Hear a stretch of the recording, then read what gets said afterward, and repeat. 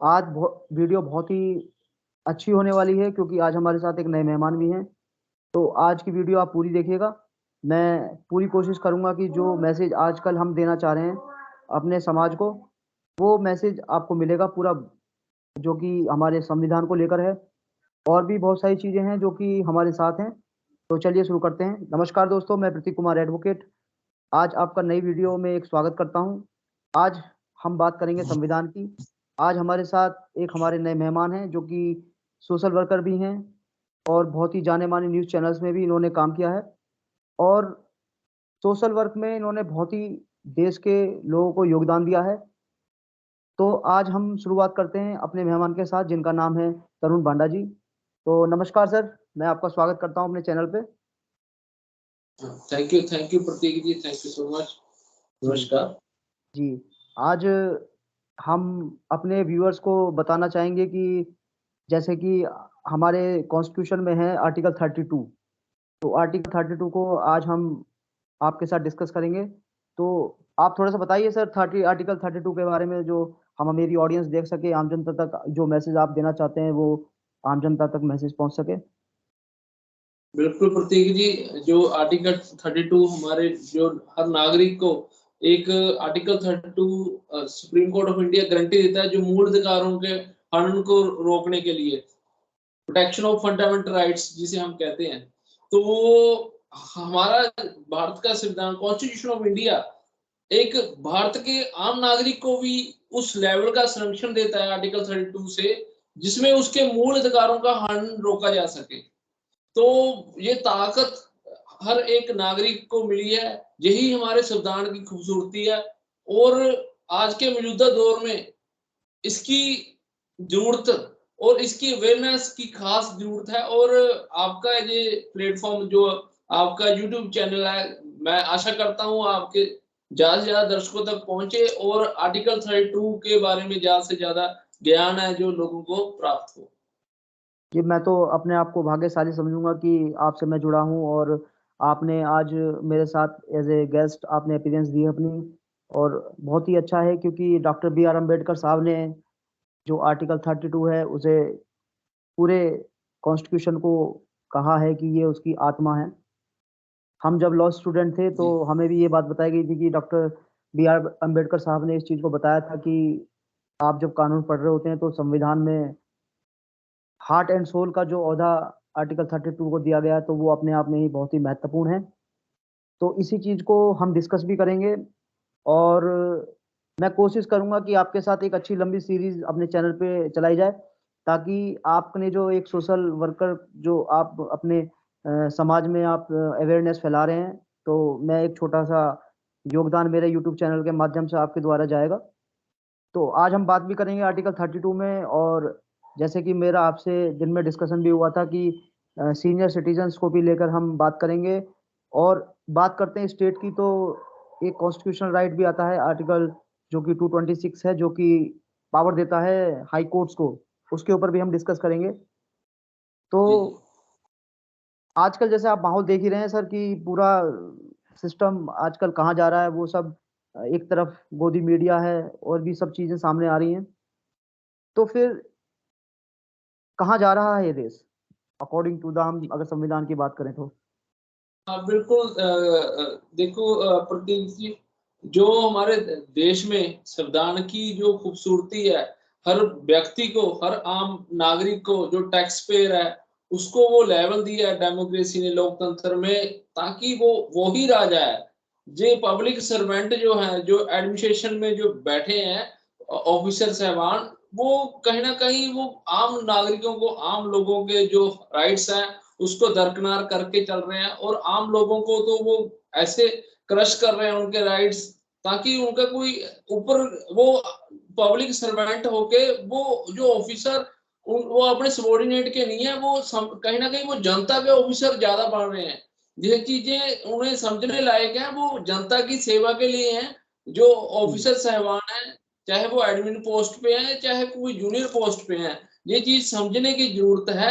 ये कहीं ना कहीं ये बड़ा एक फर्क दिखने को मिल रहा है। आज कानूनी व्यवस्था है जो, वो कहीं ना कहीं कमजोर होती नजर आ रही है। जब लोगों को जी अपने अधिकार हैं, जो कानूनी हेल्प है, जो लोअर लेवल पे नहीं मिलती, जब वो अपनी कानूनी हेल्प के लिए लोकल थाने पे, जब वो कानूनी हेल्प के लिए लोकल एडमिनिस्ट्रेशन के पास जाते हैं तो नहीं मिलती है, तो वो कहीं ना कहीं ऊपर अधिकारियों पे उन्हें जाना पड़ता है, तब भी नहीं मिलती तो उन्हें आखिरकार कोर्ट का दरवाजा खड़काना पड़ता है। जब सही सारे सोशल कमीशन, ह्यूमन राइट के कमीशनों तक पहुंच के भी जब बंदों को हेल्प नहीं मिलती है, तो फिर लास्ट रास्ता ये कोर्ट का ही बचता है, जो कहीं ना कहीं कोर्ट में लिखित में हमारे संविधान ने नागरिकों के राइट्स को प्रोटेक्ट करने के लिए जो हमें आर्टिकल्स 32 और स्टेट लेवल पे 226 हाई कोर्ट के द्वारा प्रदान किए हैं, यही खूबसूरती है और यही दोबारा रिस्टोर करके हर नागरिक को कहीं ना कहीं हम देश को एक विकास की तरफ ले जा सकते हैं, कि अच्छा इकोसिस्टम डेवलप कर सकते हैं। जितना हम ये राइट्स के बारे में लोगों को जानकारी होगी, वो जागरूक होंगे। हालांकि इससे पहले 2011 में दिल्ली दूरदर्शन पे और कई सरकारी चैनलों पे अवेयरनेस कैंपेन ड्राइव की जाती थी, जो लीगल सर्विस अथॉरिटी खुद करती थी, आज भी करती हैं। जाके लीगल सर्विस अथॉरिटी गांव-गांव तक पहुंच करती हैं, जाते हैं, ड्यूटियां भी लगती हैं, नोडल ऑफिसरों की भी ड्यूटियां लगती हैं, वो अवेयर करने की कोशिश करते हैं जनता को, पर एक लिमिटेड क्षेत्र तक ही पहुंच पाते हैं। जब तक आप जैसे काबिल और सोशल वर्कर लोग प्रतीक जी नहीं जुड़ेंगे, इसे अपने सोशल हैंडल के माध्यम से लोगों तक कानून की जानकारी नहीं स्प्रेड करेंगे, उनको राइट्स के बारे में नहीं बताएंगे, तो वो कहीं ना कहीं ये कमी है जो हम नहीं पूरी कर सकते एक दूसरे के कम्युनिटियों के सहयोग के बिना। प्रतीक बिल्कुल जी। सर, बिल्कुल सर। मैं तो एक लीगल काउंसिल भी हूँ, तो मैंने तो जुडिशियल सिस्टम को बहुत नज़दीक से देखा है, और मैं काफ़ी आम जनता से भी जुड़ता हूँ, वहाँ के उनके लॉजिक्स भी देखता हूँ। मेरे नज़रिए से जुडिशरी एक अलग नज़रिया दिखाती है, लेकिन आपके नज़रिए से, जैसे आपने फील्ड में काम किया, एज ए सोशल वर्कर आपने भी काम किया है, न्यूज़ मीडियाज में आपने काम किया है, तो एज ए न्यूज़ मीडिया और एज ए पब्लिक किस तरह से देखेंगे आप अपना हमारे इस इंडियन जुडिशियल सिस्टम को सर? बिल्कुल कहीं ना कहीं ये हमारे जो आम लोग हैं, ये आम लोग नहीं है, ये हमारे टैक्स पेयर हैं, असली बिल्कुल। देश के राजा यही ये लोग हैं लोकतंत्र में, अगर व्यवस्था में बताया जाए तो जी। इनकी इनको ऊपर प्रायोरिटी देना, इनको सबसे ऊपर रखना, ये कहीं ना कहीं संविधान ने भी बताया है ये, तो ये हमारी एक मौलिक जिम्मेवारी भी है। तो इसके लिए हम नागरिकों को पहल के आधार पे रखने के लिए जो भी एक कानून बने हैं, जो फेडरल स्ट्रक्चर बना है, तो कहीं ना कहीं उसको फॉलो अप लेना जरूरी है, उसमें एक जी। डिसिप्लिन लेके आना जरूरी है, और एक इमोशनल बॉन्डिंग भी जरूरी है। जब तक हमारे जज्बात नहीं जुड़ेंगे, हम इमोशन से, भावना से नहीं जुड़ेंगे लोगों की तकलीफों को सुनने के लिए, तब तक कहीं ना कहीं वो चीजें हमें दुरुस्त होती नहीं दिखेंगी इकोसिस्टम में। उसमें कई खामियां हैं, कई देखने को मिलती हैं, चाहे वो करप्शन की बात करें, चाहे जो स्लो प्रोसेस है उसकी बात करें, स्पीड अप नहीं हो पाई है हमारी कोर्टों की ट्रायल्स वगैरह, फॉर्मेलिटीज ज्यादा है, प्रोडक्टिविटी कम है, तो ये सारी चीजों में समय जो है जरूर लगेगा, पर एक भावना जो जरूरी होनी चाहिए, भावना जुड़ी होनी चाहिए, चाहे वो एडमिनिस्ट्रेशन पोस्टों पे बैठे अथॉरिटीज हैं, चाहे वो जुडिशरी में बैठे जजेस हैं, जब तक वो एक भावना से जुड़ के नहीं चलेंगे, तब तक हमें ये दिक्कतें परेशानियां दिखेंगी। हालांकि एडमिनिस्ट्रेशन के पास जब इतना बड़ा डाटा आता है, आप जैसे काउंसिलों के पास, लीगल काउंसिलों के पास इतना बड़ा डाटा आता है, तो वो कहीं ना कहीं वो डाटे को प्योरिटी वाइज आगे रख के, ऊपर रख के उसको पहल के आधार पे ठीक कर सकते हैं। उसको पहल के आधार पे जो स्टेक होल्डर, जो पीड़ित ज्यादा किसी कैटेगरी में हमें देखने को मिल रहे हैं, तो उसके लिए एक सिस्टम तैयार किया जा सकता है। उसके लिए जो कमीशनों की ड्यूटी लगी हुई है, चाहे वुमेन कमीशन हैं, नेशनल ह्यूमन राइट कमीशन हैं, जो कमीशनों की ऑलरेडी ड्यूटीज बांटी हुई है, तो कहीं ना कहीं हम उससे पैनलों में कंसीडर करा सकते हैं, चीजें दुरुस्त हो सकती हैं। भावना की जरूरत है, अथॉरिटियों के पास हर तरह की ताकत है, पावर है, पर इसके पावर का मिसयूज नहीं होना चाहिए। जब ये इस पावर का मिसयूज होके नागरिकों के राइट्स की रक्षा के लिए, प्रोटेक्शन के लिए ये चीजें हमें देखने को मिल जाएंगी, जब अटेंशन अथॉरिटी की ये बन जाएगी कि हम प्रत्येक नागरिक को, जो हमारा टैक्स पेयर है, उसके राइट्स को आगे रखना है, उसकी उसकी लाइफ को, उसकी मौलिक अधिकारों को आगे रखना है, तो कहीं ना कहीं चीजें हमें दुरुस्त होनी दिखनी शुरू हो जाएंगी। प्रतीक जी। बिल्कुल बिल्कुल सर, जैसे कि आपने कहा कि ये टैक्स पेयर हैं, राजा हैं। बिल्कुल बहुत सही बात कही, क्योंकि संविधान अपने आप में ही कहता है कि वी आर द पीपल। तो बिल्कुल टैक्स पेयर हैं, ये सबसे, यही मालिक हैं। और जनता जब मालिक होती है, लेकिन कुछ तंज ऑफिशियल्स जो कि सारे कानून को दरकिनार कर देते हैं, और जब हरेसमेंट होना चालू होता है आम जनता का, जो कि आपने कहा टैक्स पेयर्स हैं, तो फिर हमें सहारा लेना पड़ता है अपने जुडिशियल सिस्टम का। तो जुडिशियल सिस्टम में हमारे फंडामेंटल राइट्स को भी दिया है, फंडामेंटल ड्यूटीज को भी दिया है। तो हालांकि फंडामेंटल राइट्स और फंडामेंटल ड्यूटीज दोनों एक अलग अलग अपना संविधान में अलग रोल निभाते हैं। तो फंडामेंटल राइट्स में जो आत्मा जिसे हमें कहा जाता है कॉन्स्टिट्यूशन में, वो है आर्टिकल 32। आर्टिकल 32 में सर, जैसे कि 5 तरह की रेट हैं। आर्टिकल 226 में भी हम अपने रेटों का बेनिफिट ले सकते हैं। लेकिन जब बात आती है violation of fundamental rights, suspend तो हम इन्हें नहीं कर सकते। सस्पेंड होने के उसमें अलग अलग अपने कंडीशंस दिए हैं, प्रोविजंस दिए हैं। इमरजेंसी है और अन्य चीजें हैं जिसमें फंडामेंटल राइट्स सस्पेंड हो जाते हैं। तो फिर आम जनता को नहीं पता होता है कि आर्टिकल 32 नाम का भी कोई चीज आर्टिकल में दिया हुआ है। तो डीएलएस से जो हमारी डिस्ट्रिक्ट लेवल अथॉरिटीज हैं, लीगल अथॉरिटीज हैं, क्या आप नहीं सर लगता कि इन्हें भी आर्टिकल 32 को आम जनता तक, गांव से गांव कैंप लगा के वहां तक ये बातें पहुंचानी चाहिए, ताकि जो हरसमेंट उनका होता है वो अ, कोशिश की जा सकती कि ना हो। बिल्कुल प्रतीक जी, उसके लिए तो मैं पहले ही बता चुका हूँ, डिस्ट्रिक्ट लीगल सर्विस अथॉरिटीज जो हैं, उनका एक पैनल रेडी रहता है जो अवेयरनेस कैंपेन अपने समय समय पर करते रहते हैं। पर जी हम ज्यादा जो लीगल अवेयरनेस है, जो आप जैसे लीगल काउंसिल है, जो भी सोशल वर्कर हैं, जो एनजीओ संस्थाएं हैं, उनके सहयोग के बिना और मीडिया के सहयोग के बिना हम नहीं पहुंचा सकते। उसमें कहीं ना कहीं वॉलंटियर रूप से, जैसे आप जैसे जो एक्टिविस्ट हैं, या और आप जैसी कम्युनिटी के जो बंदे एक्टिविस्ट हैं, जो आगे लेके जा रहे हैं, सिस्टम को अवेयर कर रहे हैं, तो ये चीजें जरूरी हैं। वो तो रोल अदा कर ही रहे हैं। पर जी कुछ ऐसे केस स्टडीज हमारे सामने आते हैं, प्रतीक जी जी, जो आप खुद लीगल काउंसिल हो, तो मैं आपसे भी जानना चाहूंगा, ऐसे जो केस स्टडीज हैं उसका हल क्या होना चाहिए। जो रिसेंटली मेरे पास एक केस स्टडी आया है, श्रीमती कमला देवी, मैं नाम ले रहा हूँ क्योंकि मेरे पास ऑन रिटर्न सारे डॉक्यूमेंट्स हैं। कमला श्रीमती देवी का कमला, बहुत ही वायरल हो रहा था मामला, उनके कुछ सीनियर सिटीजनशिप राइट्स को लेकर उन्होंने काफी लंबी लड़ाई लड़ी है। लेकिन कुछ उस लड़ाई में उन्हें कुछ अभी रिलीफ अभी तक मिला नहीं है। आगे मैं इस पे अभी आपसे, जैसे आपने इनका नाम लिया है, तो इसके बारे में थोड़ा सा मेरी ऑडियंस को थोड़ा डिटेल में बताएं कि इसमें क्या रहा उनके साथ। अब मैं यही कह रहा था प्रतीक जी, श्रीमती कमला देवी जो संगरूर डिस्ट्रिक्ट सुनाम से बिलोंग करते हैं, और संगरूर डिस्ट्रिक्ट सुनाम पंजाब से बाहर से बिलोंग करते हैं वो। और जी गवर्नमेंट ऑफ एडेड स्कूल से रिटायर्ड टीचर हैं वो। और वो अपने एक ह्यूमन राइट्स के प्रोटेक्शन के लिए उन्होंने अलग अलग कमीशनों में, नेशनल ह्यूमन राइट कमीशन में भी डायरेक्शन जारी हुई थी, 4 हफ्ते में रिपोर्ट भी मांगी, थ्रू एसएसपी डीएसपी सुनाम के पास भी पहुंची। और उन्होंने हालांकि लाइव थ्रेट के बारे में कहा, मैडम ने भी मुझे लाइव थ्रेट है, बट लोकल डीएसपी ने बुला के एक समझौते पे साइन करा दिए। और समझौते पे साइन करा के उसमें लिख दिया भी, वो माता जी कह रहे हैं भी मैंने कोई पुलिस कार्रवाई नहीं करानी है। तो सबसे पहली बात तो ये, अगर पुलिस ये लिखवा रही है भी, वो मैडम, वो माता जी टीचर ये कह रहे हैं भी मैंने कोई पुलिस कार्रवाई नहीं करानी है, तो उसमें पहले वो एक अपनी कंप्लेंट में लिख रहे हैं मुझे लाइव थ्रेट है।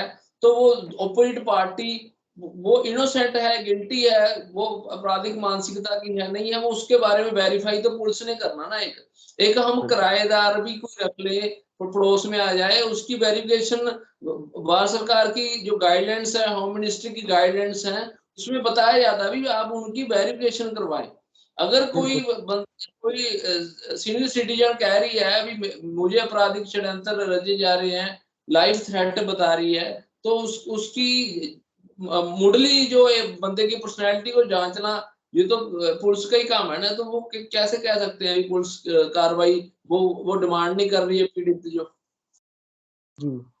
तो सर अभी जो जैसे कि आपने बताया, अभी इसमें क्या लीगल प्रोसीडिंग्स अभी चल रही है इस केस में, या फिर बिल्कुल ही ये सब मामला विड्रॉ हो गया अब? हाँ, इसमें प्रतीक जी 2-3 साल का ये हो गए हैं, उन्हें अब तक भी वो रिलीफ फील नहीं कर रहे हैं।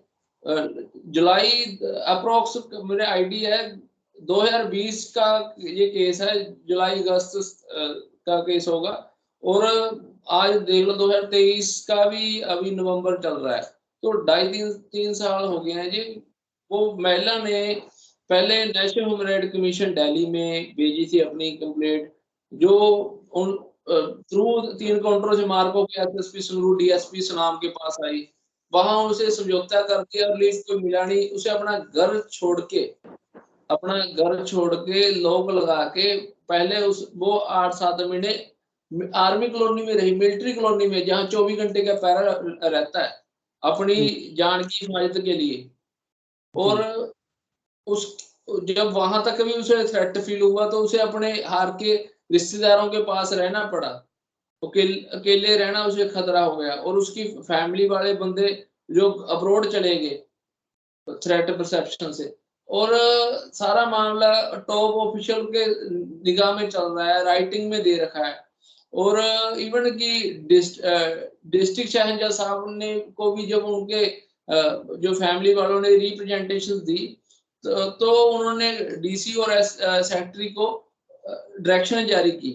तो उन्होंने घरेलू मामला बता के एक डीएसपी से लेके, ये एक घरेलू मामला है, संपत्ति का मामला बता के उसे रफा दफा करने की कोशिश की। हालांकि वो अपना घर छोड़ के जब किराया भर के रह रही है 2-2.5 साल से, तो किस लेवल का थ्रेट होगा, ऑर्गेनाइज क्राइम का उसने डर बताया।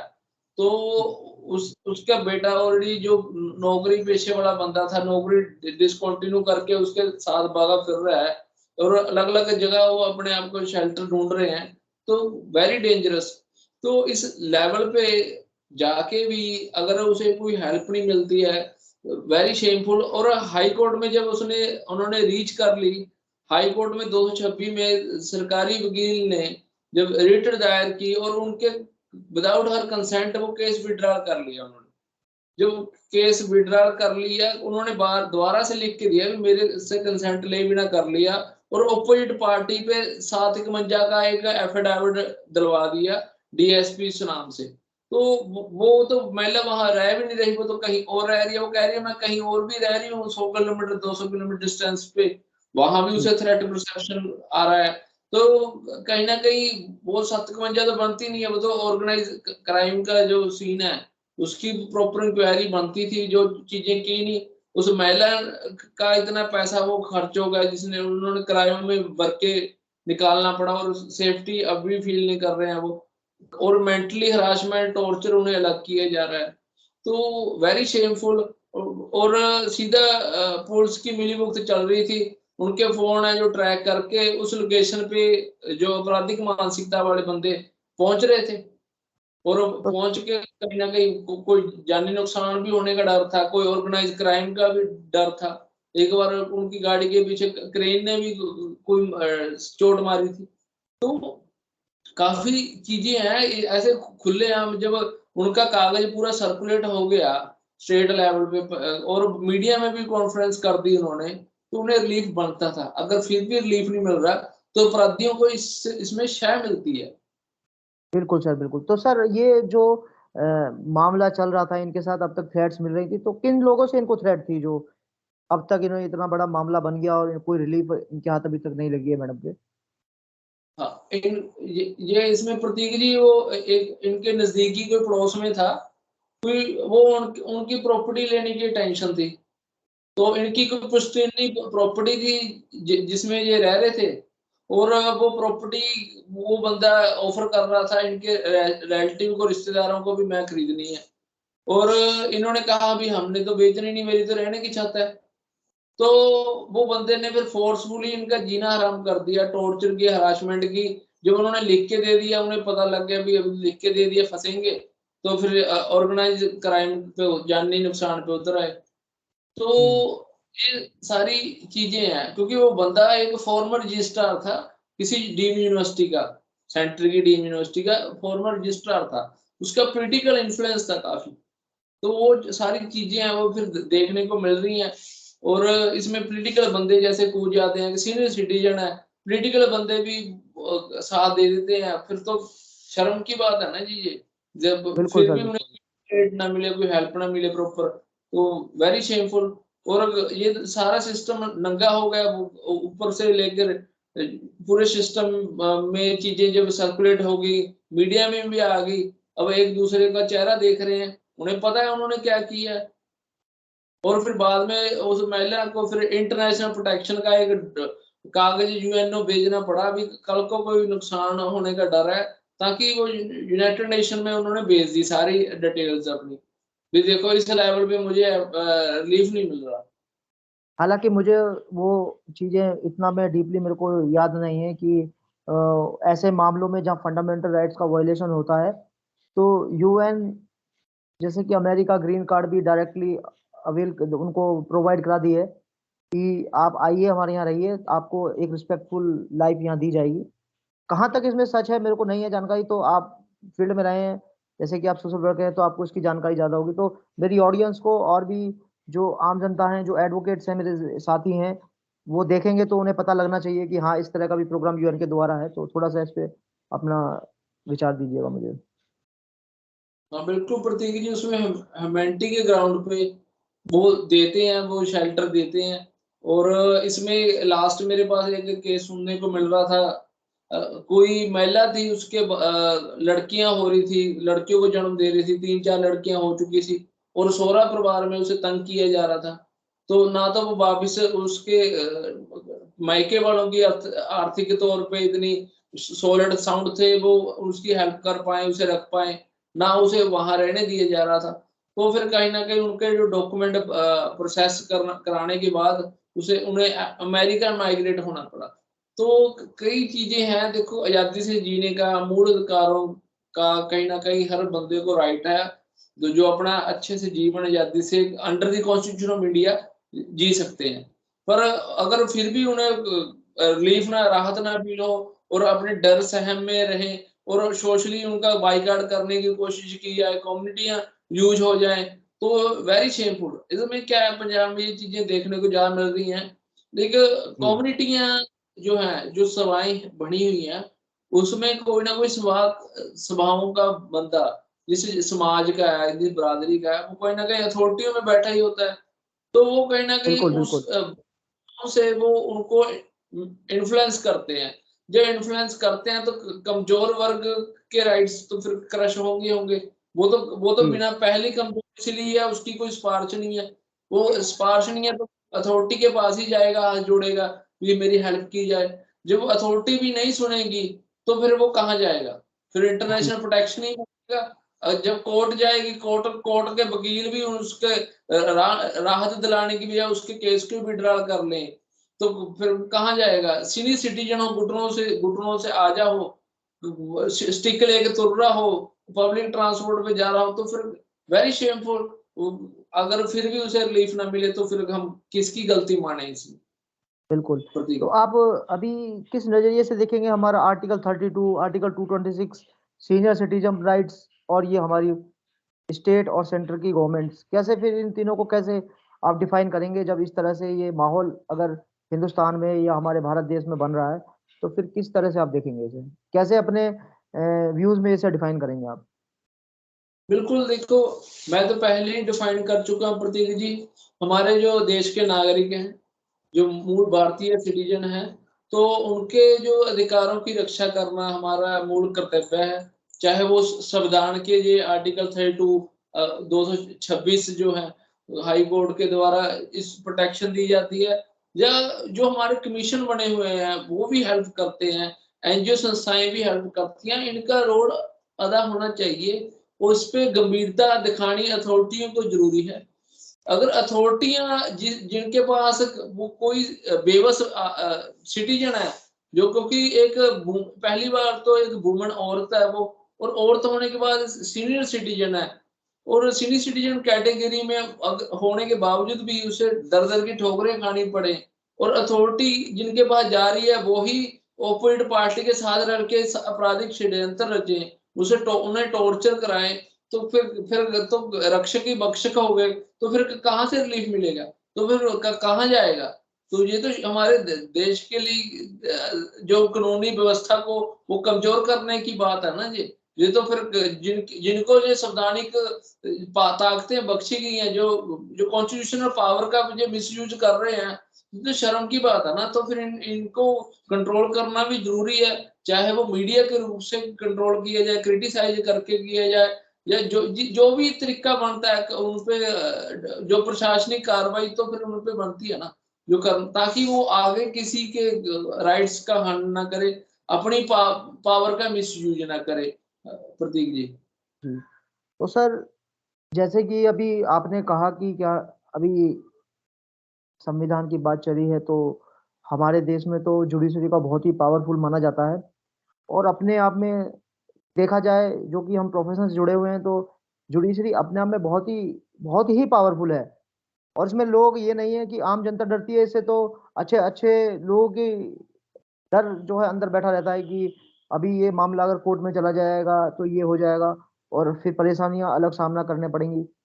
कानून की खासियत यही है कि वो धीरे धीरे चलता है, लेकिन जब वो अपने जो कहते हैं उसे अपने काबू में जब वो पूरी तरीके से ले लेता है, फिर बचने का रास्ता ना तो दाएं से होता ना बाएं से। फिर फंस गया तो आदमी, फिर उसको निकलना बहुत भारी हो जाता है। क्योंकि जुडिशियल सिस्टम का एक प्रोसेस है, चाहे वो हमारा सिविल प्रोसीजर हो या फिर क्रिमिनल प्रोसीजर हो, या अब जो नए टेक्निक्स आ गई हैं जो कि आजकल ऑनलाइन फ्रॉड्स बहुत हो रहे हैं, सब में एक प्रोसीजर, मजिस्ट्रेट हो या अपना सेशन के जजेस हों, या फिर जस्टिस हो हाई कोर्ट, या जस्टिस हो सुप्रीम कोर्ट, एक प्रोसीजर जो संविधान में या प्रोसीजर्स ऑफ अन्य प्रकार के जो लॉज हैं उनमें जो एक प्रोसीजर है वो अडॉप्ट करना पड़ता है।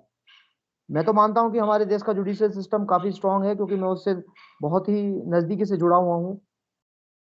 आपने भी अपने कैरियर में बहुत सारी चीजें जुडिशियल सिस्टम में फेस करी होंगी, तो क्या मेरा नजरिया और आपका नजरिया क्या सेम है कि हाँ, हमारे देश का जो जुडिशियल सिस्टम है काफी स्ट्रांग है? देखो प्रतीक जी, वो चीजें स्ट्रॉन्ग हमें तब तक दिखती हैं जब तक कोई स्ट्रॉन्ग और पॉलिटिकल बंदा जब तक इनमें पेंट्रेशन ना क्रिएट करे, सिस्टम में अंदर घुस के मैनिपुलेट ना करे अथॉरिटीज को, वो तब तक ये चीजें हमें दुरुस्त दिखती हैं। अब तक जब तक ये मैंने महिला जो मैं जिसकी बात कर रहा हूँ, इन महिला का केस स्टडी जब तक मैंने नहीं देखा था, खुद जी। इस पे एनालिसिस नहीं किया था, तब तक मुझे भी स्ट्रॉन्ग ही लग रहा था, और स्ट्रॉन्ग है भी था, इसमें कोई शक नहीं है। पर ऐसे जब केस स्टडीज हमारे सामने आते हैं, तो हमें ये यकीनन फिर चीजों जो आगे रखनी पड़ती हैं, ऐसे प्लेटफॉर्म चाहे सोशल मीडिया के माध्यम से, चाहे प्रेस मीडिया के माध्यम से, ताकि कोई भी अथॉरिटीज या कोई पॉलिटिकल पावर वाला बंदा अपनी जुडिशरी सिस्टम में अपना कोई हस्तक्षेप ना कर पाए, कोई केस को अफेक्ट ना कर पाए। तो इसलिए ये चीजें आगे लानी जरूरी हो जाती हैं प्रतीक जी। जी। तो सर, हम जैसे कि आज आपसे मुलाकात हुई, एक जानी मानी पर्सनैलिटी हैं आप, सोशल वर्कर हैं आप, अच्छे अच्छे आपने एक बड़े से बड़े न्यूज़ मीडिया में भी आपने काम किया, और भी आप अपना योगदान इस देश को लोगों तक जैसे पहुंचा रहे हैं, तो काफी अच्छा है कि अभी इंसानियत कहीं ना कहीं जिंदा है आप लोगों के रूप में।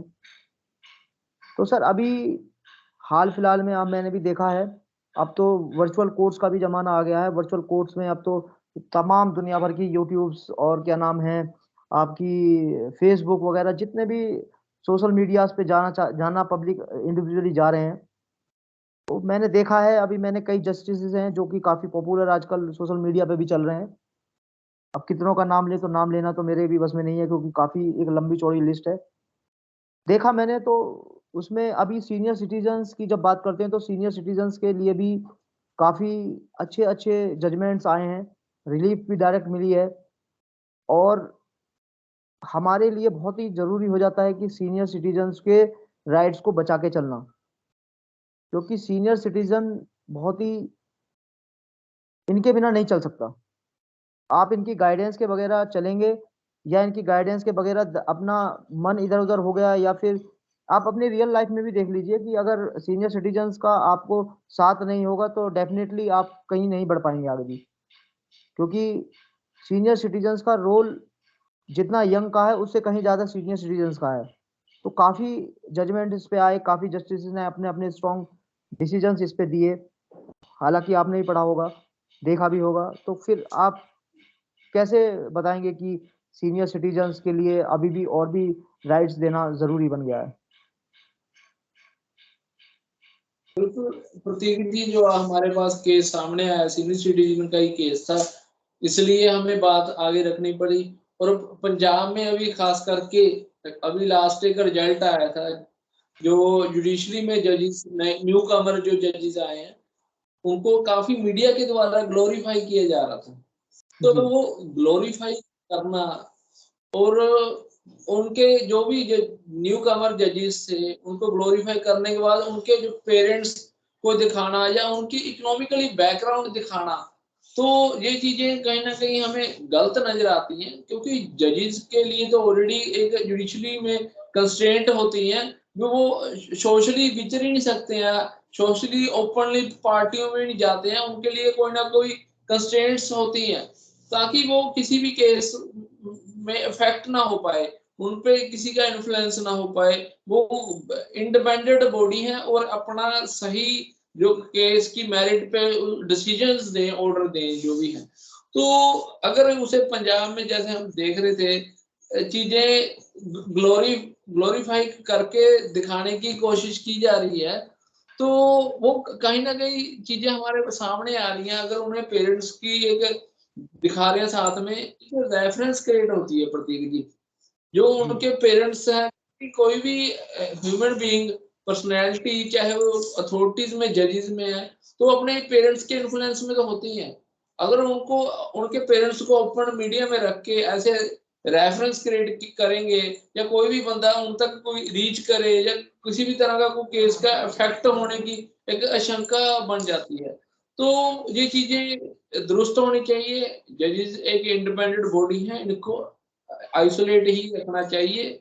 और ये जो भी संविधान की खूबसूरती है, कॉन्स्टिट्यूशन ऑफ इंडिया, ताकि हर आम नागरिक अपने जो बनती कानूनी हेल्प है वो ले सके, एक सही फैसले जो है जो जुडिशरी में हमें देखने को मिले। तो ये ही हम आशा करते हैं। तो ऐसी चीजें जब सामने आती हैं तो हमें कहीं ना कहीं बात आगे रखनी पड़ती है। हालांकि अगर मीडिया में, न्यूज मीडिया में दिखाना है, किसी को प्रेरित करना है भी, वो कोई लिमिटेड सोर्सों से अपनी इनकम इकोनॉमिकली वीकर होने के बावजूद अपने आप को कोई आगे लेके आ रहा है, प्रगति कर रहा है, चाहे ऑफिसर रैंक पे जा रहा है, तो और बहुत जगहें हैं प्रेरणा देने के लिए। प्रेरणा दे, अगर कोई और पुलिस ऑफिसर बन रहे हैं, कोई लॉ में बड़ी उपलब्धि हासिल कर रहे हैं, वो ठीक है, कोई दिक्कत नहीं है, आप प्रेरणा दें। पर जुडिशरी में जजेस को, उनकी पर्सनैलिटी को ऐसे रिवील करना, मीडिया के जरिए दिखाना, ये चीजें कहीं ना कहीं प्रेशर चेन बन जाता है।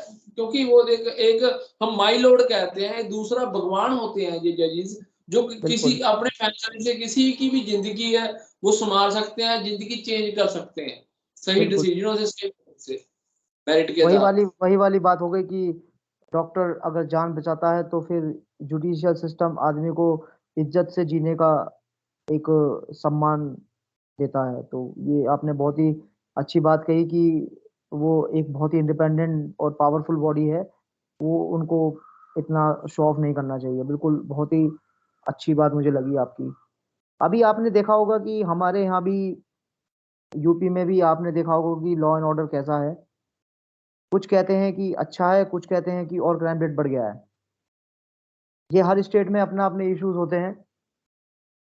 तो हमारे यहाँ जैसे आर्टिकल 32 है, आर्टिकल 32 देता है सुप्रीम कोर्ट को इतनी पावर है कि वो उसका जुडिक्शन काफी लंबा है, ऑल स्टेट टेरिटरीज और ऑल इंडिया उसका पावर है। लेकिन जब आर्टिकल 226 में है तो वो एक टेरिटरी अपने स्टेट तक सीमित रहती है। हो सकता है कि आम जनता तक ये बातें इसलिए नहीं पहुंच पा रही हैं क्योंकि या तो लीगल अथॉरिटीज हों, या फिर एनजीओज हों, या फिर और भी मोड्स और माध्यम हो, जो भी हमारे यहाँ उनकी अवेयरनेस नहीं पहुंचा पा रहे हैं कि कॉन्स्टिट्यूशन में ये भी पावर्स हैं। हालांकि हो सकता है कि नॉर्मल आदमी ना जानता हो कि फंडामेंटल राइट्स क्या हैं। हम लोग पढ़े लिखे हैं, हम लोग उस चीज से लाइन से आए हैं। आप सोशल वर्कर हैं, आपको उनके बारे में जानकारी है। तो ये भी एक हमारा मतलब दुर्भाग्य हो सकता है कि आम जनता तक ये फंडामेंटल राइट्स का मालूम ही ना हो कि फंडामेंटल राइट्स होते ही क्या हैं। तो इसमें आप क्या कहेंगे कि ना जानना भी एक अभाव तो है ही। नहीं नहीं, ये जानना जरूरी है। ये राइट्स आपको दिए गए हैं, तो राइट्स की जानकारी तो होनी चाहिए। और जो टायर 3 सिटीज हैं या पिछड़े वर्ग के लोग हैं जो गांव में रह रहे हैं, तो उनको भी अपने अधिकारों की जानकारी होनी चाहिए। उन्हें उनकी जो स्तर है, लिविंग स्टैंडर्ड है, उसको भी हमें ऊपर लेके आना है। उनको राइट्स भी बताने हैं। अगर उनको राइट्स की जानकारी होगी तो अपनी कहीं ना कहीं जीवन स्तर को भी ऊंचा कर सकते हैं। तो बिल्कुल। बहुत सारी जो नई चेंजेस आती हैं, नए रूल बनते हैं, बाल विवाह को रोका गया है, तो कई चीजें हैं जो नारी शक्ति को और सशक्त किया गया है, मजबूत किया गया है। तो ये बिल्कुल। सारी चीजें तभी पॉसिबल हैं जब उन तक उनको उनके राइट्स की, अधिकारों की सही जानकारी होगी, प्रतीक जी। बिल्कुल। मेरा तो ये मानना है कि अगर आपको संविधान के बारे में जानना है, या फिर आपको कॉन्स्टिट्यूशनली मजबूत बनना है, अपने सारे राइट्स आपको जान रहे हैं, तो इसमें कहीं ना कहीं हमारे जो डिस्ट्रिक्ट मजिस्ट्रेट्स हैं अपने डिस्ट्रिक्ट्स के, या फिर लीगल अथॉरिटीज हैं, वो मैं पहले ही बताया कि कैंप्स लगाने चाहिए। लेकिन मेरा ये मानना है कि जो गांव के प्रधान होता है, गांव के प्रधान को भी अपने गांव में कैंप लगाकर जो अवेयरनेस है अपने कॉन्स्टिट्यूशन और फंडामेंटल राइट्स की जानकारी, छोटे बच्चे से लेकर बुजुर्ग तक, ये जानकारी उसे कहीं ना कहीं महीने भर में या 3 महीने 6 महीने के अंदर ये कैंपेन चलाना चाहिए। ताकि उसके कम से कम, अगर उसके गांव के ही लोग इतना जानेंगे कि हाँ भाई संविधान नाम का भी कुछ चीज है, उसमें हमारे कुछ अधिकार हैं, कुछ हमारी ड्यूटीज हैं, तो आपको नहीं लगता कि ये अवेयरनेस काफी अच्छी होगी। जो कि एक गांव से उठकर ही 75% लिविंग हमारी गांव में है आज भी, गांव से ही सब लोग शहरों में जाते हैं। तो आप हमें मुझे मेरा ये मानना है कि ये जो प्रधान वाला जो सिस्टम है, ये अब अगर बच्चे से ही सिखाना चालू करेंगे तो डेफिनेटली हमें लगता है कि हाँ भाई ये अवेयरनेस आगे तक और ज्यादा एक्सपेंड होगी फिर। बिल्कुल प्रतीक जी, देखो जो प्रधान की बात कर रहे हो आप, या गांव के सरपंचों की, ग्राम सरपंचों की बात कर रहे हो आप, तो वो तो आपको एक प्लेटफॉर्म प्रोवाइड कर देंगे, आपको क्राउड भीड़ प्रोवाइड करके दे देंगे, लोगों का टाइम लेके दे देंगे। पर उसमें जो जो वैल्यू है, जो अवेयरनेस कैंपेन है, वो तो एक लीगल एक्सपर्ट ही दे पाएगा ना। तो वो बिल्कुल। लीगल बिल्कुल। एक्सपर्ट की साथ में ही है। और ये चीजें कहीं ना कहीं वकीलों के में भी देखे हम, ये एक प्रोफेशन समझा जाता है। हालांकि ये प्रोफेशन से भी आगे एक सोशल वर्क भी है। किसी की कोई भी लाइफ है जो चेंज हो सकती है, किसी की जान बचाई जा सकती है लीगल हेल्प से। तो काफी चीजें हैं जो एक सोशल काज भी हम इसे देख सकते हैं, अगर अटेंशन पॉजिटिव हो जाए। विपिन जी, प्रतीक जी। तो आपका कहने का मतलब यही है कि प्रधानों से क्राउड ले लें, और कोई भी लीगल काउंसिल जिससे इंटरेस्ट हो सोशल वर्क में, वो वहां जाके लीगल अवेयरनेस दे सकता है। तो लीगल अवेयरनेस में तो हाँ सर ऐसा भी होता है ना कि बिल्कुल बहुत से गांव हैं जिनमें एडवोकेट्स होते हैं। अब वो कितने उसमें सक्षम है अपनी कैपेबिलिटी में कि वो कैपेबिलिटी दिखा सकें और उस क्राउड को समझा सकें। अगर ऐसा नहीं है तो फिर क्यों हम फंडामेंटल राइट्स का रोना चालू कर देते हैं कि भाई फंडामेंटल राइट, फंडामेंटल राइट। अरे हमारे पास सब कुछ तो है, लीगल अथॉरिटीज हैं, और हमारे जो कुछ चीजें ऐसी भी होती है ना कि सर हमारे मन से ही आती हैं कि भाई मैं यहाँ से हूँ, तो मुझे अपने ही कुछ लोगों को इस चीज कॉन्स्टिट्यूशन के बारे में मिनिमम कम से कम कुछ नहीं तो अपने fundamental rights, article 32, article 226, citizen rights. और आजकल तो स्कूलों में बच्चों को तो सिखाया जाता है फंडामेंटल राइट्स, हमने भी पढ़ा है फंडामेंटल। हालांकि वो छोटे लेवल पे होता है, लेकिन कम से कम जानकारी तो देते हैं ना कि फंडामेंटल राइट्स। तो मेरा तो यही मानना है कि अगर गांव में एडवोकेट्स हैं, और एडवोकेट्स भी नहीं है तो लगते हुए किसी गांव से एडवोकेट्स हैं, वो भी इस चीज को अवेयरनेस लगा सकते हैं, अवेयरनेस फैला सकते हैं, ताकि आगे का समाज शिक्षित हो, कम से कम अपने फंडामेंटल राइट्स तो जाने। जब हिंदुस्तान में उसने अगर जन्म लिया है तो कम से कम अपने फंडामेंटल राइट्स का तो उसका अधिकार है, जानना चाहिए उसे। बिल्कुल बिल्कुल जी, ये तो लर्नर है जो ऑलरेडी जो कॉलेज यूनिवर्सिटी में, लॉ यूनिवर्सिटी में पढ़ रहे छात्र हैं, स्टूडेंट्स हैं, वो गांव से भी बिलोंग करते हैं। तो अगर कोई जिम्मेवारी लेना चाहे तो, और सहयोग हो जाए अथॉरिटीज का, एडमिनिस्ट्रेशन का, लोकल एडमिनिस्ट्रेशन का, तो कहीं ना कहीं हमें चीजें दुरुस्त होती दिख सकती हैं। क्योंकि नागरिकों को जागरूक होना जरूरी है, और एक लॉ एंड ऑर्डर की अच्छी व्यवस्था है जो बनाए रखना भी जरूरी है। तो इसमें एक अच्छा रोल हो सकता है अगर वो विल पावर हो, अटेंशन पॉजिटिव अथॉरिटीज की। प्रतीक जी।